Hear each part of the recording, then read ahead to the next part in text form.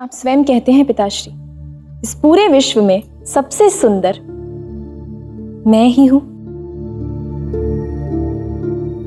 तो पिताश्री, आप मेरा और श्री कृष्ण का विवाह करवा दीजिए।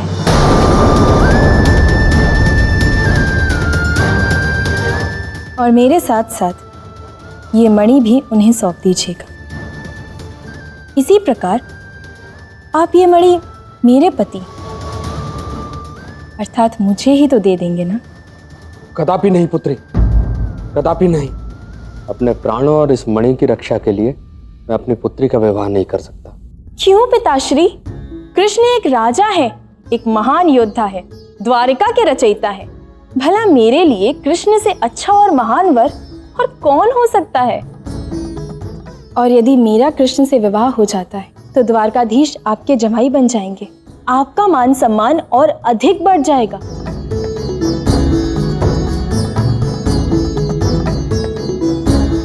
मान जाइए ना पिताश्री, इस संकट से निकलने का और कोई विकल्प नहीं है। ठीक है सत्यभामा, ये तो सत्य है कि तुम्हारे विवाह के उपरांत ये मणि कृष्ण को दे दूंगा, किंतु क्या कृष्ण तुम्हें स्वीकार करेंगे? जब आप कृष्ण को मेरी सुंदरता, मेरे रूप के विषय में बताएंगे तो उन्हें मानना ही पड़ेगा। आप स्वयं कहते हैं ना पिताश्री, मैं इस संसार में सबसे अधिक सुंदर हूं, तो द्वारकाधीश मुझसे मिलना, मुझे अपनाना क्यों नहीं चाहेंगे? अच्छा है, मैं कल प्रातः काल ही ये प्रस्ताव लेकर द्वारकाधीश के पास जाऊंगा। कितनी बड़ी हो गई मेरी पुत्री, इस मणि की रक्षा के लिए कितना अच्छा सुझाव दिया है। गर्व है मुझे तुझ पर। पिताश्री,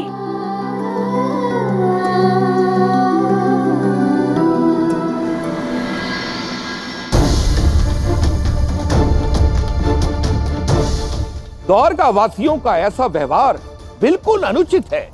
अक्रूर जी, हमारे सैनिकों ने ये सब होने कैसे दिया? इस संदर्भ में मुझे कुछ भी ज्ञात नहीं है महाराज। ऐसा प्रतीत हुआ है कि सैनिक भी द्वारकावासियों के साथ थे।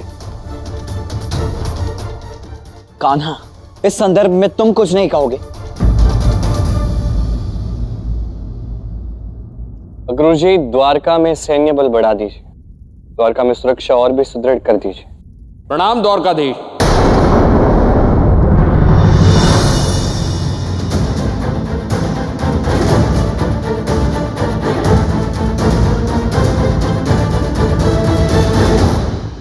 तुम पुनः आ गए यहाँ पर। तुम्हें मैंने समझाया था ना कि यहाँ दोबारा मत आना। अब बार बार तुम्हारी सहायता के लिए, तुम्हारी सुरक्षा के लिए मैं नहीं आ पाऊंगा। बलराम जी, मुझे ज्ञात है कि आप बार बार मेरी रक्षा के लिए नहीं आ पाएंगे, इसलिए इस बार इस समस्या का स्थायी निदान लेकर आया हूं। मैं श्री कृष्ण को अपनी ये दिव्य मणि सौंपने को सज्ज हूं।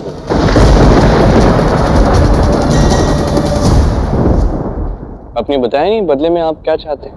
मुझे कुछ नहीं चाहिए श्री कृष्ण, मैं तो केवल और केवल देने आया हूं। मुझे यह दिव्य मणि अपने प्राणों से प्रिय है, किंतु इससे भी अधिक कुछ प्रिय है तो वो है मेरी पुत्री सत्यभामा। वो ब्रह्मांड सुंदरी है, जिसके जैसा न कोई हुआ है न कभी कोई होगा।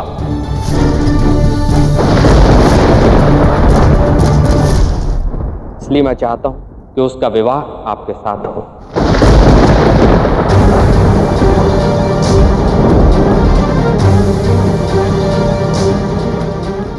ऐसा निम्न प्रस्ताव देने का दुस्साहस आपने किया कैसे? श्री कृष्ण से विवाह, और आपने ऐसा सोच भी कैसे लिया कि आपकी पुत्री इस ब्रह्मांड में सबसे सुंदर है? क्योंकि यही सत्य है देवी। पूरे ब्रह्मांड में मेरी पुत्री जैसा अनिद्य सुंदरता किसी के पास नहीं। श्री कृष्ण, ऐसी कन्या का स्थान पृथ्वी के महान नगर के राजा द्वारकाधीश कृष्ण के साथ ही है। मेरी आपसे प्रार्थना है द्वारकाधीश, आप एक बार मेरी पुत्री से मिल लीजिए। मुझे आशा नहीं, पूर्ण विश्वास है कि आप इस विवाह प्रस्ताव को अस्वीकार नहीं करेंगे, अपितु आप गौरवान्वित होंगे उसे अपनी पत्नी के रूप में पाकर। पहले तो मेरे मना करने के पश्चात भी तुम यहां लौट आए। और आप अपनी ऐसी अनुचित बातें करके हमारी सभा का समय व्यर्थ कर रहे हो तुम। श्री कृष्ण, क्या आप कुछ नहीं कहेंगे? कान्हा तुम रहने ही दो, इससे तो उत्तर मैं देता हूं। एक क्षत्रिय का दूसरे क्षत्रिय को विवाह का प्रस्ताव है ये श्री कृष्ण, इसका उत्तर देना आपका राजधर्म है। धर्म क्या है मैं बताऊं तुझे, बताऊं? दाव, शांत हो जाइए।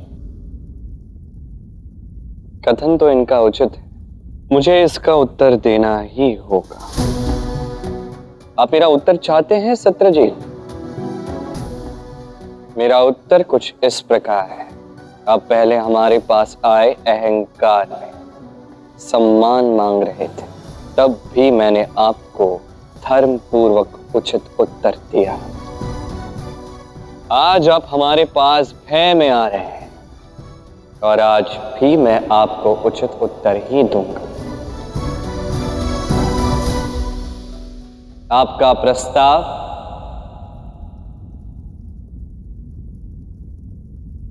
मुझे अस्वीकार है।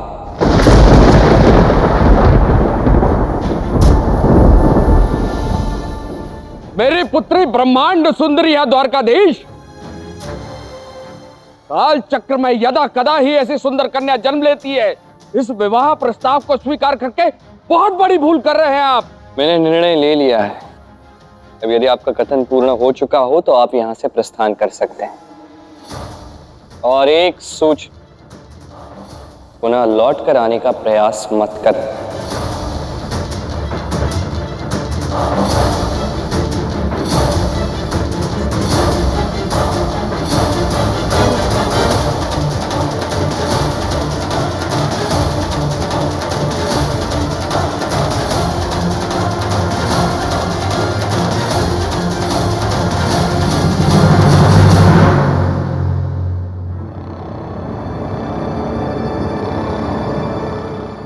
अक्रूर जी, आप ये मणि मुझे दे दो सत्रजीत, उसके बाद ही तुम यहां से जा सकते हो। अक्रूर जी, आप महाअमात्य हैं द्वारिका के। आप पे ऐसा कार्य कदापि शोभा नहीं देता। देते हो या मार के लूं? अक्रूर जी, आप भी दूसरे लोगों की भांति पागल होंगे। किंचित आपको भान नहीं है कि आप क्या कर रहे हैं।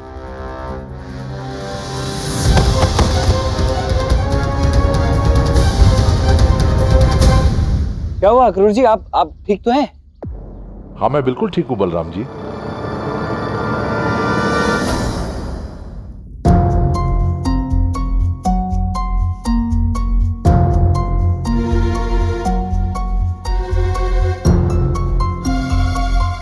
श्री कृष्ण, अरे आइए, आप ही की प्रतीक्षा कर रहा था। मैं आपसे रुष्ट हूँ कि आपको दिखाई नहीं दे रहा। दिखाई तो दे रहा है, तो फिर आपने मुझे मनाया क्यों नहीं? भूल आपकी है और क्रोधित भी आप ही हो रहे हो, तो मैं कैसे मनाऊं आपको? अच्छा, मेरी भूल है। वो व्यक्ति इतना बुरा प्रस्ताव लेकर आया था, आपने उनसे कुछ भी नहीं कहा। आपको उन पर तनिक भर भी क्रोध नहीं आया, जबकि उन्होंने ये कहा कि उनकी पुत्री आपकी पत्नी से भी अधिक सुंदर है। उन्होंने ये किस लिए कहा? क्योंकि आपका प्रश्न ही वैसा था। आप स्वयं सोचिए, आपका प्रश्न क्या ये उचित था? आप संसार में किसी भी पिता से पूछ लीजिए कि उनकी पुत्री कितनी सुंदर है, उत्तर एक ही मिलेगा, ब्रह्मांड में सबसे सुंदर कन्या मेरी पुत्री है। अब है या नहीं वो अलग बात है। सही कहा आपने, मेरा प्रश्न ही अनुचित था। आप वैसे श्री कृष्ण, आपको क्या लगता है, क्या सच में उनकी पुत्री मुझसे भी अधिक सुंदर हो सकती है? रुक्मिणी हो सकती है, हमें क्या पता, हमने तो नहीं देखा ना।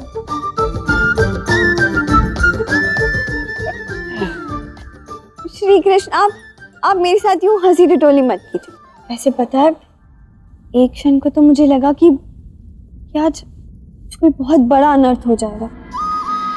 जिससे मैं प्रेम करती हूँ कि एक और रानी आ जाएगी। किंतु अच्छा है कि ऐसा कुछ नहीं हुआ। अब मैं बहुत प्रसन्न हूँ। अच्छा मैं चलती हूँ।